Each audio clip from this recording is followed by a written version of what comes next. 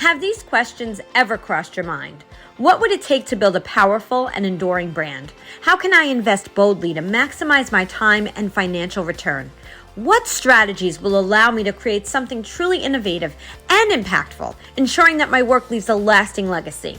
Hello, everyone, and welcome to another episode of the Today's the Day Changemakers Podcast. I am your host, Jody Grunwald, and my guest in this two-part episode is Bart Henderson, founder of Henderson Promos, entrepreneur, and investor. He also is the founder of the Agora Guild, where men come together to embark on a transformative journey of growth and breakthroughs, and he will be answering all of those questions. This episode dives into the power of pursuing your passion, making bold career shifts, and embracing opportunities with unwavering confidence. Our guest has a remarkable ability to turn ventures into success, proving that resilience, vision, and taking strategic risks can lead to extraordinary success. Please take a moment to subscribe to the Today's the Day Changemakers YouTube channel or stream on all platforms. Follow us on Facebook and Instagram at Today is the Day Live It. Learn more about our upcoming Changemaker events that are mostly virtual at todayisthedayliveit.com. Have a great week, everyone. Hello, everyone, and welcome to another episode of the Today's the Day Changemakers Podcast. I am Jody Grunwald, and as I say every single episode, I have the honor of interviewing the changemakers, the inspirers, and those who are disrupting the status quo in the best way possible around the globe. And today I have Bart Henderson with me. Hi, Bart. Jody, it's so nice to be with you, as always. It's so wonderful to be with you, and I'm excited about this because I interviewed Christina, your wife, in my first season. Oh, that's great. I know. It was such a great, so wonderful. So now I get to, it's been too long. We should have had you on before, but we have you on now. I'm very happy to be here. And Christina was actually, she said it to me just last week. She said, "Oh, I remember I did that. We had so much fun together." So she had a lot of fun when she came on. Oh, yeah. We'll have fun too. We're going to have some fun too. But I'm going to read a little bit from your bio. Now, mind you, those who are listening, I will not be reading all of Bart's bio because we talked about this before. This could take up a big portion of the episode because Bart has done a tremendous amount of things, but we'll get started here. Barton Henderson is a passionate entrepreneur who focuses on community impact and company branding. In 2013, Bart founded Henderson Promos, a full-scale promotional products firm. In 2022, Henderson Promos was ranked number 10 on Inc. magazine's Northeast list of the fastest growing privately owned companies in the U.S. Bart was recognized as a business and community leader in New Jersey's top 40 under 40 list in 2022 by NJ Biz. He is an investor in projects that span many industries. He owns a property investment company and has launched and successfully exited a national PPE distribution company. He is an owner of the Campbird Gold and Rare Earth Metals Mine. I'm learning so much about you, Bart, right now. And the Revenue Silver Mine in Colorado. He's an investor in the Grippery, a golf regripping company, Art of Pour, a ready-to-drink craft cocktail company, and Grassy USA, which is revolutionizing the landscaping industry with robotic landscaping. And as an attorney, he heads the national law firm development team at Themis. Am I saying that right? Themis Bar Review, where he lectures at the world's largest AM 100 law firms.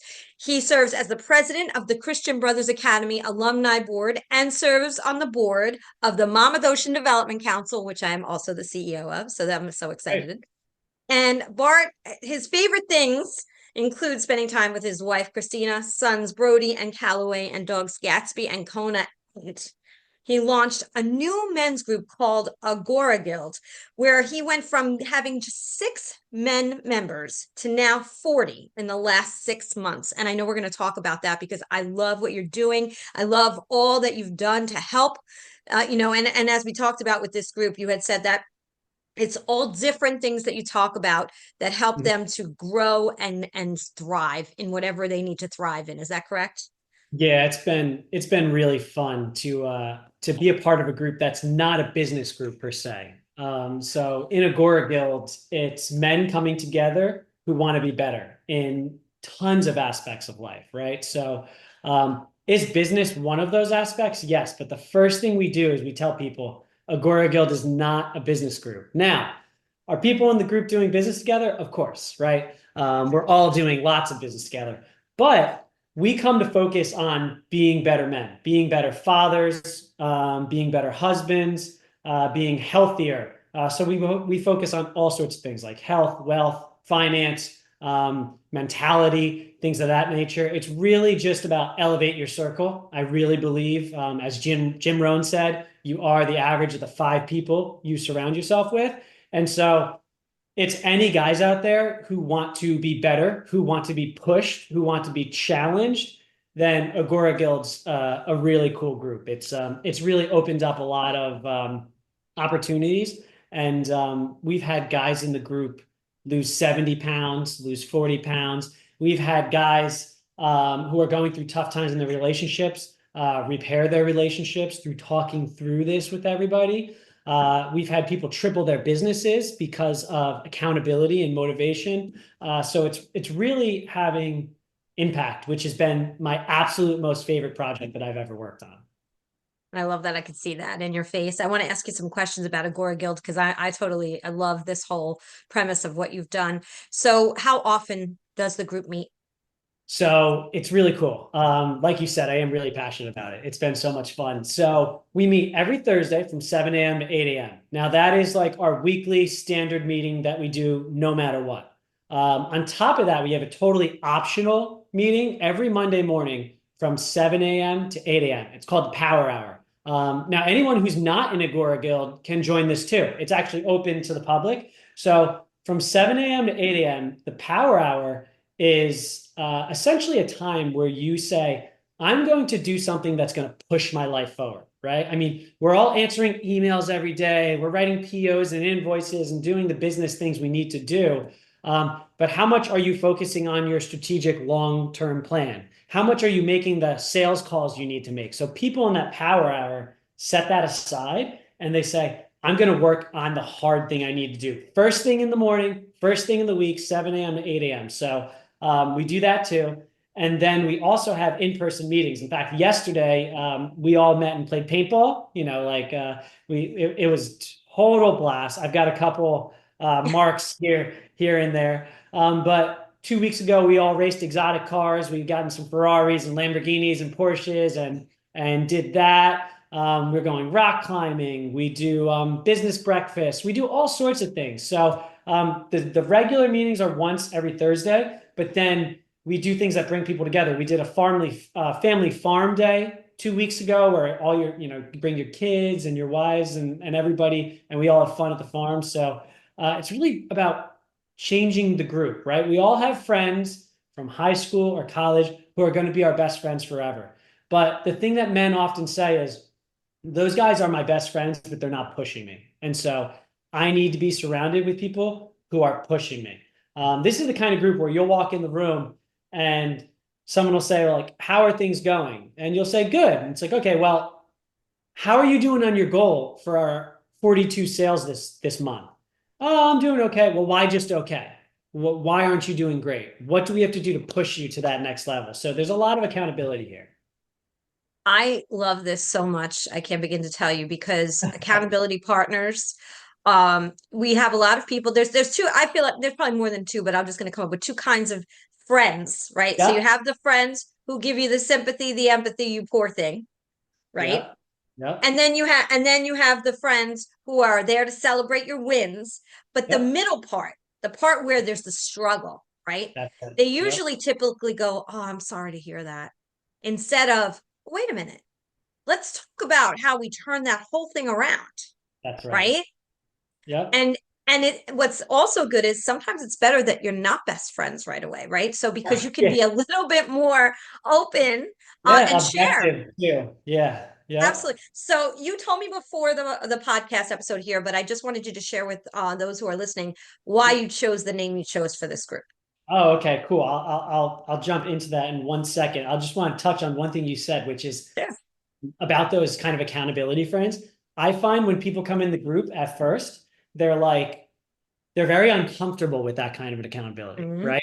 And so we train each other to say, no, you gotta really hold people accountable. You've got to challenge them. You've got to ask them why. You can't let people get out because it's almost in our DNA. We want to make people feel comfortable, right? And so in Agora Guild, we have accountability buddies, is what we call them. And so, so accountability buddies, we train each other on how to challenge and how not to allow people to wiggle out with excuses and things like that. So that is a really good, interesting friend to find. So I just as want far to add to that. I'm sorry. as, I know I'm interrupting you. I'm so sorry, but I no, want to no, stick on that for a second.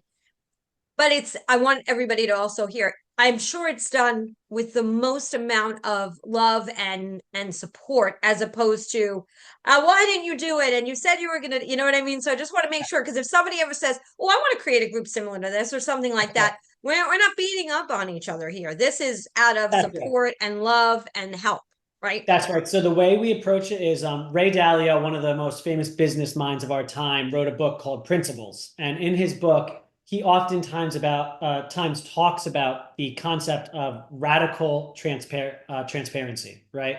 And so he is always being totally transparent and honest with people. And he says, hey, I'm going to be totally honest with you, and I expect total honesty back. So radical transparency. He essentially wants you to be brutally honest with people. And if you're brutally honest, it's always going to be in a positive manner, in the fact that no one's attacking each other. No one's doing things like that. It's just, hey, you told me you didn't get your sales calls done yesterday. Well, did you watch TV last night? Because you could have done your sales calls during that TV. And so it's just kind of setting the tone. So we say to each other, hey, we're going to be open and honest with each other the whole time. And that's how we're going to approach everything. And when you set that tone, then you're able to move forward without being mean, without pushing, without being hard on each other. It's just, hey, we expect 100% honesty, and we can move forward like that, you know? Love it. Yeah. So now I'm So sorry. I Agora, know I interrupted Agora you. Guild, yeah, the Yeah. name. The Agora is traditionally the Greek market, where the most famous minds came together. So Plato, Socrates, Aristotle, and they would share the most kind of thought-provoking things of their time. And that's kind of what we see ourselves doing in Agora Guild. So in a weekly meeting, we come in, we have 5 minutes of kind of updates. Then there's 10 minutes to set the tone, or a guest speaker. And we might say, hey guys, today we're going to talk about alcohol. So what's your relationship like with alcohol? Do you drink it too often? Do you use it? Do you drink alcohol just once a month? Or do you never drink alcohol? Are you in a good relationship? Is it something you need to drink in order to be social? So like, these are the kind of conversations we have. And then we share them like they did in the Agora. Let's all talk about that now. Let's break into mini groups of 5 to 7 guys, and let's talk about our relationships with alcohol. Could be that we're talking about a relationship with sugar. Could be that week we're talking about how to be a better spouse. It's all sorts of things, but we're sharing and kind of debating thoughts. And you get some real different concepts in a group of 5 to 7 guys.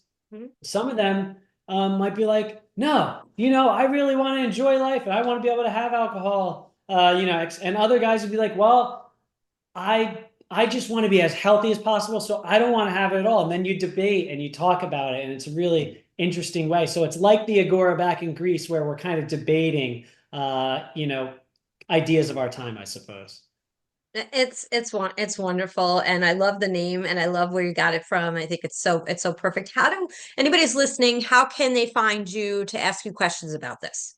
Cool. So agoraguild.com, that's AgoraGuild.com. You go there, can tell you a little bit about it. And there's an apply button, so we make everybody apply. The key is anyone who joins Agora Guild must be open-minded.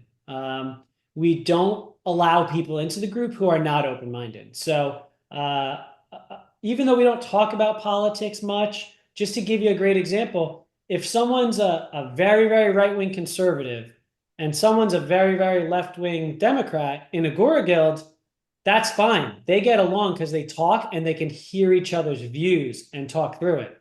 But if you're one of those things and you're not open-minded to stop, listen, and hear other people, then it's not the group for you. So that's the real key. We'll be talking about everything from politics to maybe sex life to health to long-term financial planning. I mean, personal things sometimes. And so if you can't be open and hear ideas from other sides, then people will not be a good fit for Agora Guild. But people who are open to be pushed, to be challenged, agoraguild.com is a great place to go, just to start and understand a little bit about us. Also, our Instagram is at Agora Guild, and you can see we post motivational things every single day there. So you can even follow us, even if you're not joining, just to see motivational sayings and quotes and things like that. That's great. We'll make sure we put that up with the podcast notes and stuff like that. So that's awesome. The funny thing is we did not, this was not even planned for me to even talk to you about until and right before, and we could go on and on about it. It's great. It's interesting, and some people may hate me for saying this, but it is interesting that as time has gone on, there's a lot of women's groups. Yeah. But I want to be fair to the men out there in saying there really aren't a lot of men's groups specifically like this, right? So that's the difference to me when I hear what you're doing, and in general, because sometimes men will say, well, there's all these women's groups and there's no men's groups, and then women get mad about it because they're like, what do you mean? Every group's a men's group. Yeah, right. Exactly. That's exactly what they say. So I'm being fair to all genders. And so just saying that I think it's wonderful, because I also hear in here the opportunity to talk about compassion and empathy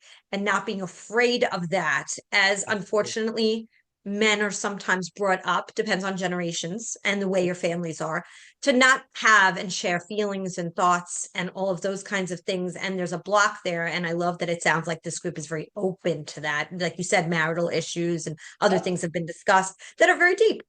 That's right. We have guys join the group. This is something I often hear. We have men who join the group, and within 1 month, they'll come back to me, and this happens all the time, and they'll say, I don't know what it is about this group, but I share things in this group that I haven't told my best friends for 25 years. Like, we are opening up, being vulnerable, and working on getting better just because we set the tone, we set the space so that people can share things like that. So you're right on the money. It is a group where we do get into deep things in order to share, in order to grow, in order to get better. And you have to be open-minded for that, Absolutely. So let's get into a little bit of why I wanted to have you on here beyond this, because this could be its own topic by itself. Yes. Yep. There's so much packed in here in asking you questions, because entrepreneurship is just runs through your veins, obviously. Yep. When did you realize, as a young person, like you're a young person now, I'm talking like thank you. like where did you have a lemonade stand type of young person, young person, that I really just want to work for myself. Now, you went to school for law. So I know people, when they read the bio that I'll put up, they'll be like, law and Henderson promos and, Grassi and all of this. So if you could give us kind of your background through all of that. Yeah. So I think it was probably just encouraged from my parents, because literally since I can remember, if you look back, I was doing entrepreneurial things. The first thing that I can kind of remember was, I don't know, probably when I was 4 years old or 3 years old or whatever the heck the age, probably 4 or 5, something like that. I would take copies of my hand in my mom's office, and I'd print copies of my hand, and I would try selling them for 25 cents to people in her office. Oh my gosh. Yeah. So I'd make copies and I would sell them. And then I came up to my mom. She's like, wait, what? People are buying these? Like, no, oh my God. Like, don't be going around the office doing this.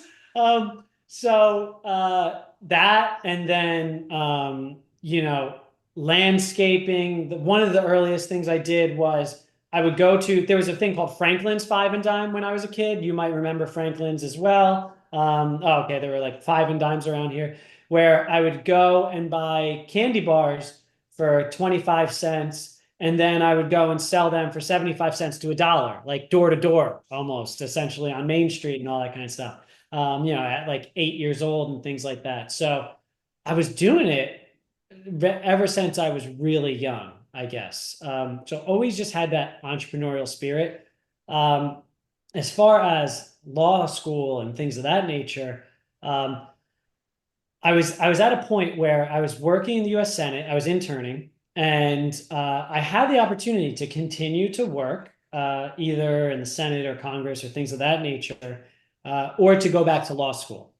And I was at a kind of precipice where I said, all right, I can go back to school for another 3 years, but that's going to kind of just put my life back more as far as I won't be earning money in that time.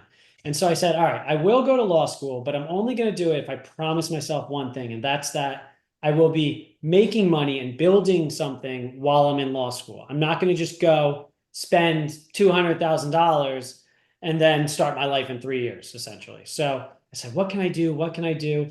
I started racking my brain and said, well, I can print t-shirts. I know about printing t-shirts. I've done it in the past. I've been involved. So I started printing t-shirts at night while I was in law school. Literally, you can ask Christina, my wife. Everybody else is kind of studying or going to bed at 11 o'clock at night. I was printing t-shirts in my kitchen. And so by the time I ended up graduating law school, we had contracts. We were making great money printing t-shirts and doing things like that. So we went from like 5 t-shirt options to maybe 25, by the time I was out of law school or ending near law school. And since then, we've grown it to about 800,000 products. But it was really just printing t-shirts that we said, hey, this is a way out. And so many people are a way out of having to take a job with somebody else, essentially. And so many people said along the way, you're crazy. I mean, people were like, you're an attorney, you're a lawyer, go do that. I mean, family members literally said to me, you're making a huge mistake. I don't know why you're doing promos. I don't know why you're doing this. Family members, other lawyers, people I know, constantly like, what are you doing?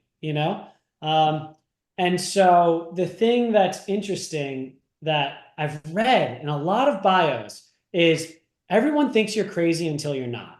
And so that's something I really like. I mean, Elon Musk, like him or not, he's a great example of everyone thinks, oh, you're crazy. You can't build an electric car until, oh, it's now like the biggest market cap in the industry. And so everyone thinks you're crazy until you're not. And so finally, we hit a point where we're the fastest growing company, on the East Coast, privately owned and this and that. And then all of a sudden it's like, oh yeah, that's great. Great that you chose that. But there were so many times along the way where so many people were like, you can't do this. You shouldn't do this. And to be an entrepreneur, you have to have that North Compass that's like, look, I respect everybody, but I don't want to do the same thing everybody else has done. And you've got to listen to your intuition. And sometimes it's wrong. I mean, I've had many failures. I mean, tons and tons of failures in business. But it's like, you miss every shot you don't take. For every 10 shots I've taken, maybe I've made 5. The 5 I missed don't matter. They don't matter at all. And I don't care about those 5 shots. In fact, they've given me lessons, lots of lessons. I've had some of the best lessons in the past 3 years of failed businesses, which I'm happy to talk about, that made all the successful businesses I have today. So that's a long, long answer of my past in entrepreneurship, but you're right. Everything from lemonade stands to handprints, to candy bars. It's been fun. I've failed a lot, but that's what's taught me my best lessons for sure. I always say this when people talk about the word failing or failure. Brene Brown, who I love, Love it. she Great. yeah, she calls it falling because she says what happens is and you have toddlers, so they Yeah. fall and they get right back up again, right? Yep. And Yep. so when we fail, it sounds so horrible, but falling, you just get right back up again. So you fell a few times and you got back up and did some new and exciting things. And as you talked about the lessons learned. So could you give us one of those lessons that you took away from some of those things that happened you mentioned in the last 3 years that didn't work out? Absolutely. So one thing that I'm trying to do in my family as I get old, I mean, my boys are only a little over 1 and a little over 2 right now. So we're not doing this yet, but I plan every night at the dinner table to ask my kids like, hey, what's one thing you failed at today? And I want to know that. So in our house, we're really going to coach them to be like, failure is a positive thing because you failed at that today, you learn from it and you move forward. So at every dinner, my wife and I plan on saying to the kids, all right, everybody, what's one thing you failed at today? just to kind of change that notion, exactly like you said, around the idea of failure. Because if you change that idea of failure can be a positive thing, then it's great. I think that there is true failure, and true failure in my eyes, there's like a couple different types of failure. True failure is if you failed at something because you weren't prepared. Like that does happen, right? So Hmm. maybe, Yeah. maybe you had a big presentation and you only put in 5 hours to start to prepare for it when you really should have put in like 40 and you failed at your presentation. Well, that's something you got to go back and you got to look. I messed up here. I didn't put in the time. That's real failure. But like failing forward is something I always think about. Like if you put in the time, you put in the preparation, you did everything, but you just didn't know. You just didn't have that knowledge, and that propels you forward, then that's good failure. So I mean that's something I really like to talk about. So the best lesson to your last question, that I've learned in the last really year actually, and I now take it forward in every investment I do, every business I do. I think about it is um, I try to avoid what I'm now calling headache businesses. So for so many years of my life, when I had good business opportunities, I would tackle them. If it looked like it was something that was good, that you could make money at, and there was a good team, that's the most critical thing to me, a good team or a good leader, I would invest in it, right? Uh, so what I learned as a result of that is just because you can make money from something doesn't mean it's a good business, at least for me personally. And what I mean by that is you can deal with 10 headaches a day to make money, but I don't want to make money in those businesses. I want to deal in a business where I'm making less money with less headaches. And so that's really what I look for now in business and in life is I say, well, how many headaches will this business bring versus how easy will this business be? And so in the last couple of years, there's multiple, in the last year or two, businesses we didn't invest in because I said, oh, you know what? That's a headache business. Like ultimately, I will have to deal with so much customer service. And so to give you a real tangible example, Hmm. uh, if you look at our landscaping business, right? Direct to consumer. When you go directly to the consumers, generally speaking, B2C, in my opinion, rather than B2B, you're going to have more headaches if you're going B2C than you do B2B because you have more people to talk to, more people to deal with. And so, by virtue of the fact that there's more clients, you have more headaches. So, in landscaping, for instance, I'll give you an example. I think was it last year we had like a 9% inflation rate, right? Um, and in our landscaping company, we had to raise our rates. We raised them 3%. And so we sent everybody an email and we said, hey, we're raising our rates 3%. Inflation's 9%. Gasoline inflation at this point is 7%, like whatever the numbers were, right? And of the 48 clients we had, or whatever the number was, we got emails or calls back from half of them. And they said, like, well, why are the rates going up 3%? This is, a lot. We don't want to pay the extra $1.85 per week, whatever the thing is. And so that was such a like immediate realization for me, like, oh, this is a headache business. Like this has multiple clients that are very price sensitive uh, that you have to deal with at any given time. Now, that doesn't mean you can't make tons of money. I know very successful landscapers who are making $5 million a year that have phenomenal landscaping businesses. They have great businesses.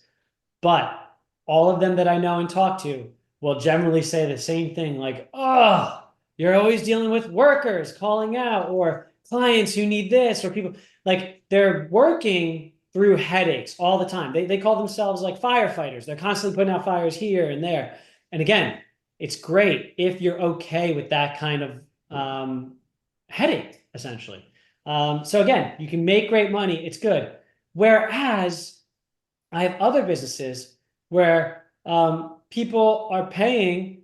I'll give you an example. When we first started Agora Guilds, people were only paying $50 a month, right? Hmm. Uh, and so it was like $50 a month. It was nothing. When we raised our prices from $50 a month to $150 a month, right? Big jump right there. Huge, yeah. No one cared. No one said a thing. They go, oh, yeah, of course, it's worth it. There's value. We love That, it. We love you, right? And yes. so right there, I said, okay, this is not a headache business. This is a business I love doing that gives me energy rather than takes it. And so that's been my North Star in life for the past 2 years is anything I go to do. And my wife and I talk about this all the time is I ask one simple question now, which has given me so much back. Is it going to give me energy or is it going to take energy away from me? Whether you're going to go to the park with your kids or whether you're going to go to an event on a Saturday night, we always say, like, is this going to give us energy or is it going to take energy away from us? And if you ask that question, then it's like, oh, okay, maybe I should or shouldn't do this. Now, don't get me wrong. There's business, there's things you have to give energy, obviously. But that's a long answer to the best lesson I've learned in the last year is do I want to deal with headaches or not? And do I want to give energy or take it, essentially? So before we get to Henderson promos, because I do want to talk about some of the exciting new things that are happening and how it grew over time.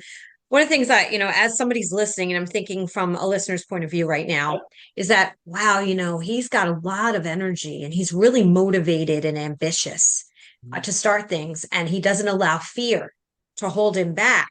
Right. And this is what somebody may be thinking, not saying Right. that's how it is for you.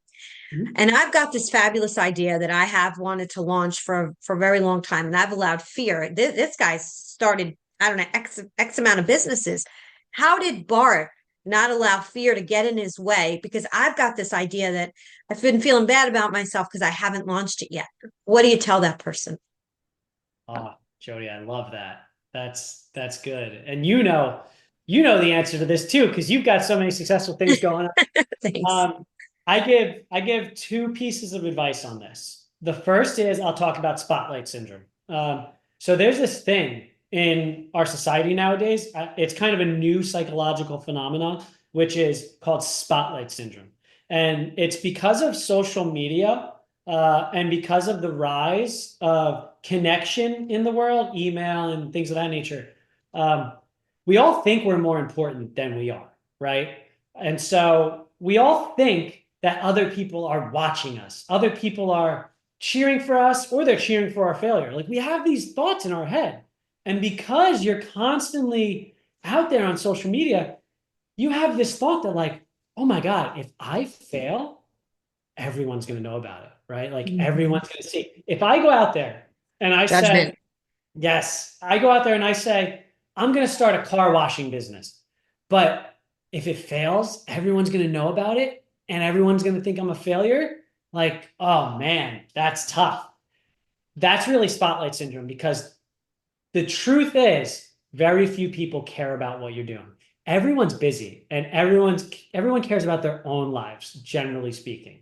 And so there's really only a core group of people, your family, your best friends, who really care per se about what you're doing. There's not a huge spotlight on you, like right, unless you're some kind of super celebrity who's really getting critiqued all along the way.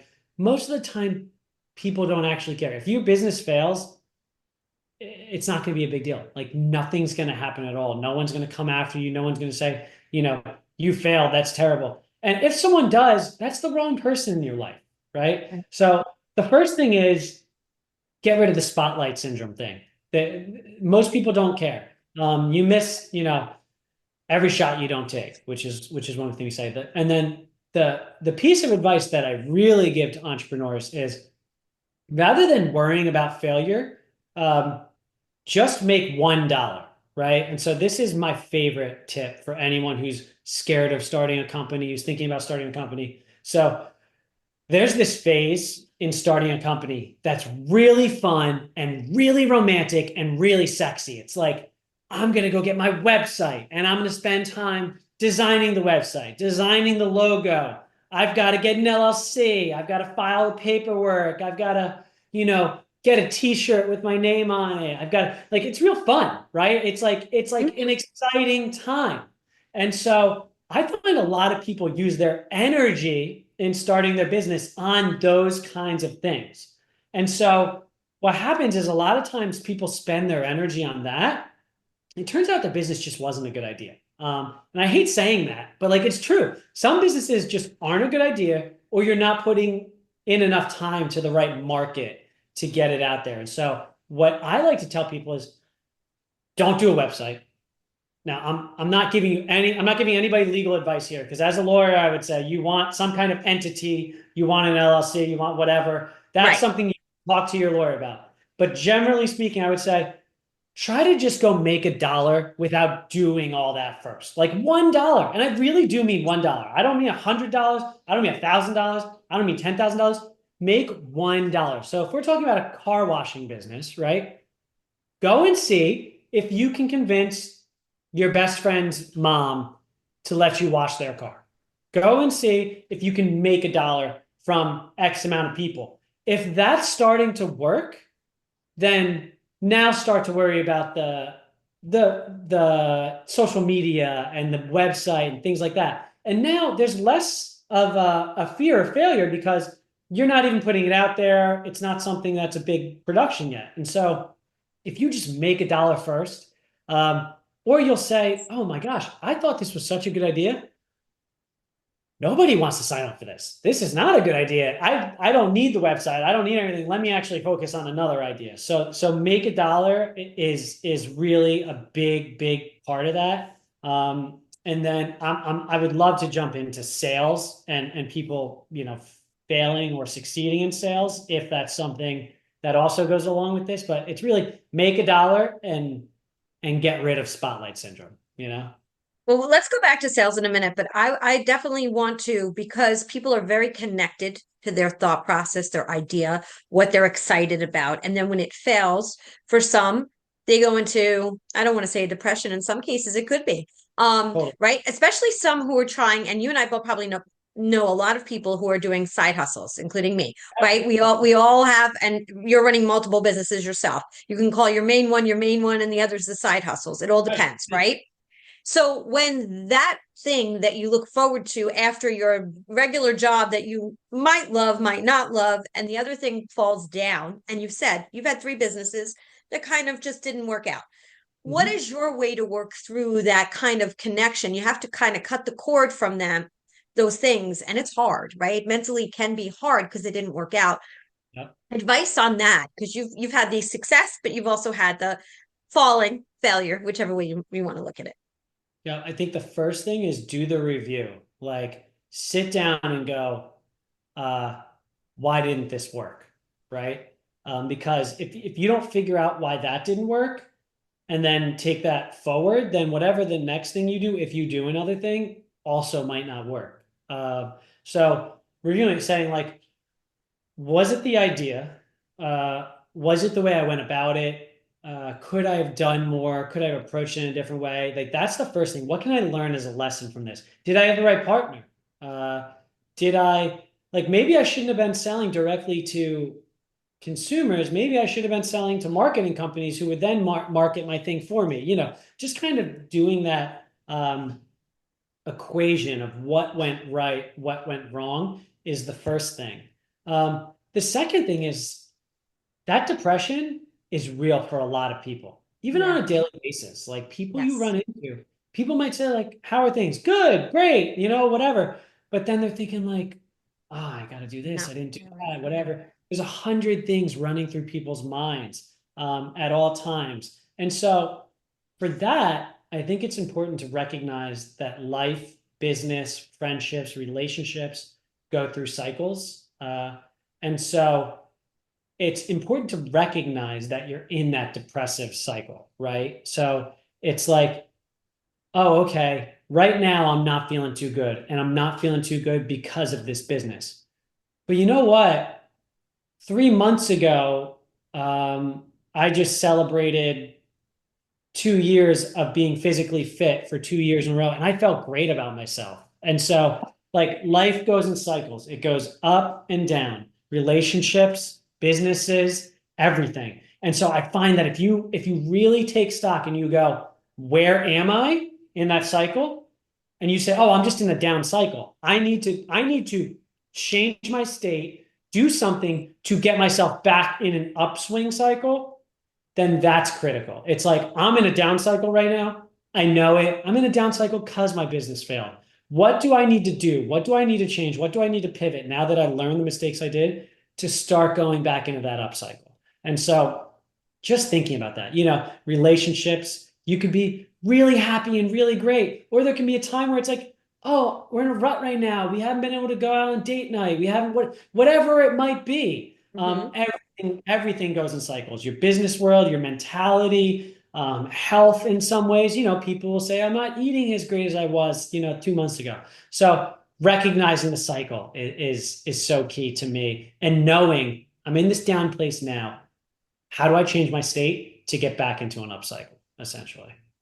So it really is about being true to yourself, listening to yourself, right? Really being honest with Yeah. yourself Yeah. without judgment. We are our worst judgers, right? We are the ones who are the most critical on ourselves. Yeah. But also, you mentioned from the beginning, surrounding you are, what is it? What was the Five word? people you surround yourself with. Yeah. The Right. average of the 5 people. The average of the 5 people. So if those 5 people are the right 5 people, and I always say those are your people, right? Those are the ones that when you're in that downward, it's good to go to them and see it for the support that you may need, right? So That's there's right. ways internally and then Yeah. externally. But I love what you said, and I think it's so important. We have wins along the way. They may be a year ago, they may be 6 months ago. Don't forget about them, Mm. right? Right. When you're down, because they're coming back. And I love that. It is very secular. It is. Yeah, I think it's Yeah. right. It is Yeah. very secular. Um, Yeah. so let's talk about Henderson promos. You started out in your apartment, I think you said, right? You were making t-shirts Yeah. and going to law school.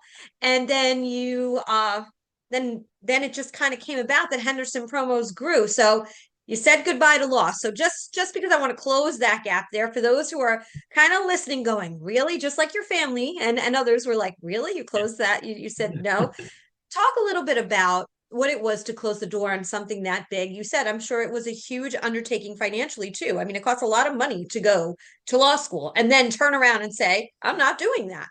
So Right. if you could talk just a little bit about what that was like for you emotionally to do, and Mhm. then how you went about it. Yeah. So I haven't honestly closed the door on law totally, I guess is the thing. And That's so good. I'm a big believer in being able to do more than one thing. And so, like you said, I run the national law firm team at Themis. And so I do that as an attorney. I'm licensed in New York and New Jersey. And so I haven't totally closed the door because I do like that atmosphere. I do like hitting it. What I didn't like and I don't like is I don't like traditional practice of law where you are glued to reading contracts for 80 hours a week, right? Or 60 hours a week, or whatever it might be for most attorneys. So I just said, I know that's not for me, right? But I know that there's something that could fit in the law for me. And that's where Themis is a really good company, and where they gave me that really good opportunity. So at first, it wasn't really a decision. I just knew off the bat that I was more business minded. I was a JD MBA, so I was always in law school. I was also getting my MBA, and I always just knew I was more business focused than I was law focused. And so other people were doing legal internships, every summer. I was like printing T-shirts, right? And I was doing so. I knew I was not going to go into traditional practice. Now, the reason people go into traditional practice is you make a lot of money. You go into an AmLaw 100 nowadays, you start off at $225,000 a year. By year 5, you're making well over $300,000 a year. By year 10, you're making well over $400,000 or $500,000 a year. And so that's why people go into big law. I have such a different way that I look at value in life. And what's most critical and important to me is freedom. And so I put a real premium on having the freedom to do what I want to do in life, having the freedom to spend time with my kids, having the freedom to go and travel and spend time with like-minded men in Agora Guild. And so other people trade 80 hours a week for $500,000 a year. I would rather, because what does that $500,000 a year do? It gives you money to be able to do things, right? Whatever those things are. Maybe you're buying cars, maybe you're buying a nicer house, whatever it might be. And so one of my good friends who's at a top AM 100 law firm goes, it's like a pie eating contest where the prize is more pie. And so it's essentially you make more money, but for what? You're still working 60 or 80 hours a week. And so to me, I might work 60 or 80 hours a week or whatever it might be, but it's doing things I like. I love. I absolutely love working with guys in Agora Guild. And so to me, it's just a different value equation. It's a real different value equation. Like my idea is money without happiness is nothing. Happiness without money could be everything. And so if you're already there and you're able to practice that on a daily basis, that's great. Now, everybody said, oh, great for you to say, you don't have to worry and things are great. And that's true. There is a level at which having money and not worrying is amazing. I mean, that's really critical for most people. I've heard a lot of people say, just getting to that point where when they ask you if you want guacamole with your burrito for an extra $2 and you don't have to worry about it, then you're good, right? And I love that. There's a lot of there is a point we know from statistically speaking that after you hit a certain number of financial security, I don't know what the actual number is. I want to say it's around 180 grand or 280 grand a year or something like that. That happiness does not go up. Happiness planes as far as happiness to money trade-off. And so once you get that money, the question is, are you really happy? Like, are you already having those happy moments? And so for me, it was never a question of if I'm going to read contract for 40, 60, 80 hours a week. I knew that would not make me happy, unequivocally. And so when you know your North Star, back to that, does it give you energy or take energy? Then you're able to make decisions without ever feeling bad. You're able to go, oh, no, I know I'm walking the path. I know I'm going the right way. So giving up traditional practice of the law, it was a breeze for me because I knew it wouldn't be good for me. Now, some people it's awesome for. Like I hate working in spreadsheets, Excel and stuff like that. Some people love it. They love spreadsheet work. And so everyone's different. I know guys and I know men and women who practice the law and work 60 and 80 hours a week, and they love it. They love the fast pace. They love that. I just knew it wasn't for me though, So that's what made it a little easier in that transition, I think. Stay tuned for part 2 of this episode with Bart Henderson. He shares so many more lessons learned. His energy is truly contagious. To connect with Bart and learn more, go to hendersonpromos.com or agoraguild.com. And don't forget, subscribe to the Today is the Day Changemakers YouTube channel or stream this podcast on all streaming platforms. We would love to hear from you and have you join our mailing list. Today is the Day Changemakers is now offering events for you to connect directly with our Changemaker guests. Go to todayisthedayliveit.com for more information. Have a great week, everyone.